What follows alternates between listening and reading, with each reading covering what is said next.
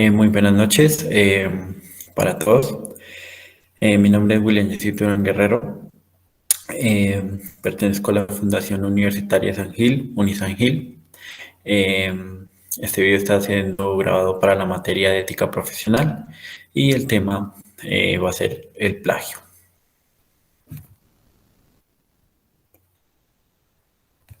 Bueno, como lugar tenemos las preguntas del parcial, que es el plagio. Bueno, según la Real Academia Española, el plagio es copiar en lo sustancial obras ajenas, dándolas como propias. El plagio es usar el trabajo, las ideas o las palabras de otras personas como si fueran propias, sin acreditar de manera explícita de dónde proviene esta información. Por ejemplo, esta imagen que vemos acá, si no la referenciamos de dónde la sacamos, entonces pues esto vendría siendo un plagio que cometemos, pues, de Internet, como ya lo voy a explicar. Dice que la información ajena es propiedad de otra persona, como lo sería, por ejemplo, no sé, nuestra casa, nuestra cicla, nuestro carro, bueno, entre otros. Independientemente de que sea gratis o no, o de la forma que hayamos accedido a ella, puede ser ahora con las herramientas tecnológicas como el Internet o un libro, una revista.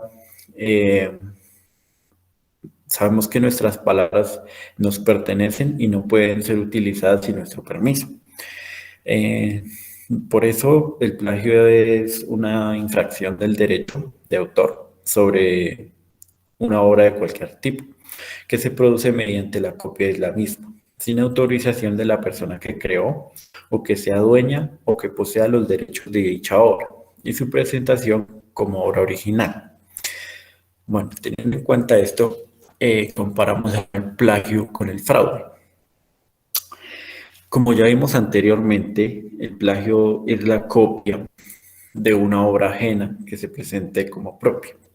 Pero el fraude es el engaño que se realiza eludiendo obligaciones legales o usurpando derechos con el fin de obtener un beneficio. Eh, para poner un ejemplo del fraude, podríamos decir que es cuando presentamos un examen y hacemos trampa, eso sería el fraude. En las empresas, cuando falsifican papeles para beneficios de sí mismas, para no pagar impuestos. Entonces esa sería como la diferencia que hay entre el fraude y el plagio. El plagio es tomar algo de otra persona, su propiedad intelectual, y utilizarla como para quedar bien. El plagio, pues, se da básicamente, se ve mucho en las universidades, pues por pereza puede ser, porque uno no cree que sus conocimientos sean, bueno, lo suficiente para que otra persona, bueno, para exponer sus temas frente a otra persona. Entonces, pues por eso sea el plagio. El plagio se da en mucho más cantidad que el fraude. Bueno, sí, sí, que el fraude. El fraude ahora está un poco más controlado. Bueno, hay muchísimos tipos de fraude también, entonces pues era por nombrar algunos. Bueno, dice que por qué el plagio se considera como delito. Teniendo en cuenta esto, bueno, según la abogada Juliana Salamanca, el plagio es una violación al derecho de reproducción que tienen los autores. Más adelante voy a nombrar algunas penas, pero pues ella menciona quien cometa el plagio puede exponerse a penas de prisión hasta los 8 años y multas hasta los 1.000 salarios mínimos. Sabemos que el plagio hace alusión a la paternidad, la integridad y la ineditud y el retrato sobre la obra. Bueno, en segundo lugar están los patrimoniales.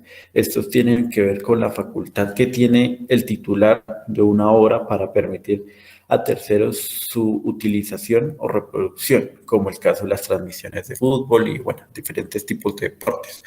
El plagio se da mucho, o bueno, se está dando mucho en la música, gracias a que pues ahora los autores de algunas canciones plagian, no sé, un estribillo, un coro de una canción. De esos sonidos musicales los plagian para beneficiarse de ellos, bueno, para tomarlos en su canción y pues han habido muchísimas demandas por eso, por algún pedacito de canción que tomaron bueno, de canciones anteriores. Entonces, pues por eso ocurren esas grandes demandas.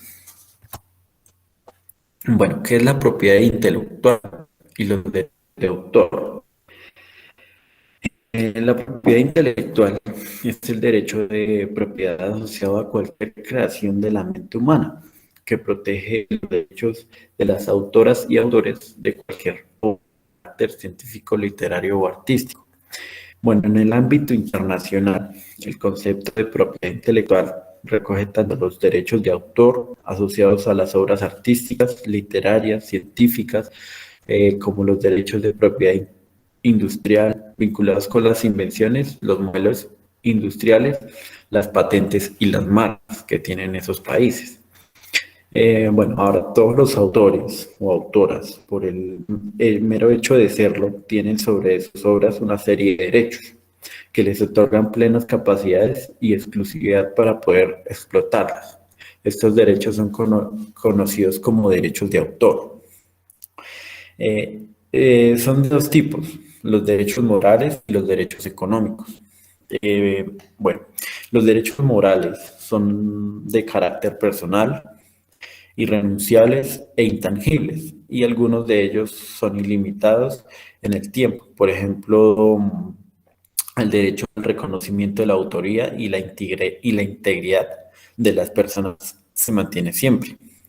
Y los derechos económicos o de explotación son limitados en el tiempo y su duración depende de la legislación de cada país. Pues en algunos países es durante la vida del autor y pues tras la muerte de este recaen en sus herederos durante 70 años más estos derechos. Bueno, anteriormente nombré las consecuencias del plagio.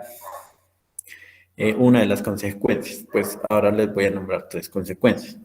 La primera, pues es la multa de 300 salarios mínimos. La segunda son las penas privativas de 32 a 90 meses de cárcel. Y la tercera, pues ya es mucho más larga, son de 4 a 8 años de prisión que se da por esto. Bueno, ahora llegamos a un punto donde dice, ¿por qué usar las normas en documentos escritos? Bueno, en el caso de la gestión documental, las normas, leyes, decretos y resoluciones son la guía máxima de los aspectos a tener en cuenta al momento de ejecutar todos los procedimientos requeridos para la administración, clasificación, almacenamiento, conservación y control de la información. Bueno,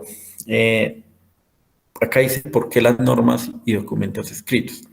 Las normas nos hacen vivir como en armonía con la comunidad.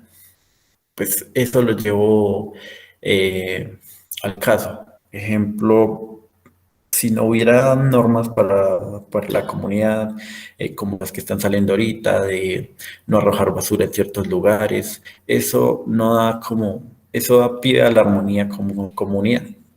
Entonces da lo mismo, es lo mismo con con los documentos, bueno, con todo lo que nos exigen, ejemplo, las normas APA, que pues tienen estipulado en cada ítem qué debemos utilizar, cómo lo debemos utilizar, pues para no caer en uno de lo que dije antes, en un fraude, en un plagio. Entonces nos da los diferentes tipos de normas que se deben utilizar en cualquier proyecto que vayamos a emprender. Ahora vamos a los tipos de referencias. Bueno, una cita o referencia es la mención de un texto, idea o frase ajena. Envía al lector a la fuente de donde se sacó la información y está presente en la referencia bibliográfica.